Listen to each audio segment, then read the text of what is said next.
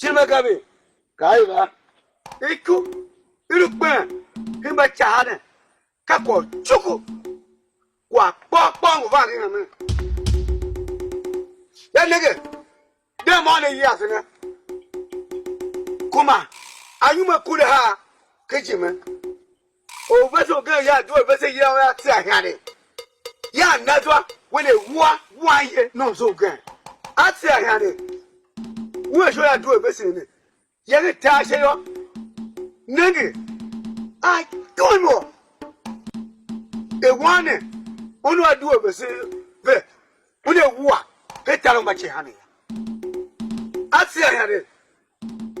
Ya so young, whatever. Young, that's what they walk one.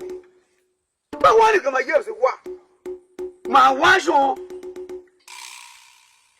Kakuma ya. We're sure what it is gone.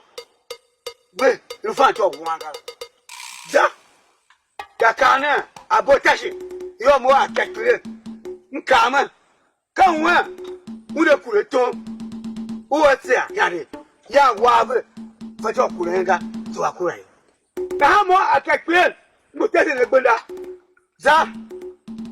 Zakana abotashi yo akumaya du shimana wakivambe olu hikka rupe kungunala sare gbe vamara beri so ha ye geke ye na gbe igare eduoje ni sosu si na gbe ye eduoje ni sosu na ha ne kuma shimara ke ya gbe na vamara atita o gengirege ni yisa mane ko they ne to be there. I already the 2 years. The Fatoga.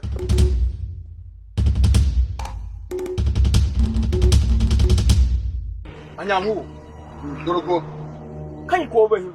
Pepe, the young guy to pushy. Abuta sitini in a way. Yamova Kaya. It tells a cheese. No Moku Akumaya. That's my father. But he gone in there. She fuck with Dushman at the year. But I came all the woods. Anyamu, Ngoyo. Who call it to a bacha chi? Let's one Lumuku, Akuma Yaga. Sulumo. Hela Tega. Ukawe. She need a puppet at a Koso Shimana Yoga. Bo, she fired Vinny. The Chinilumo Mombadaga. Sulumo. Kashami. Uze our Botashio. Be, Unaningamo. Pepe. Sikule za yu akumaya. Che chamba cha kwa memyo. Kashami Yoroko. Zoro, go kada. Dara wa ko. Akon kaje.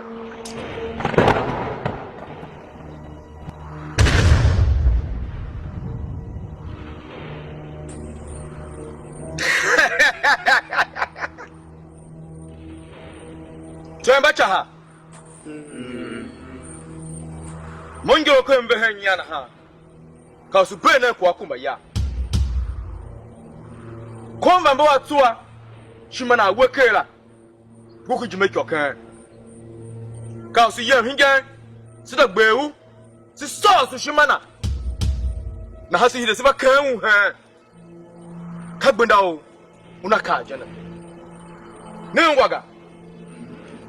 Bam to bela si yem ne.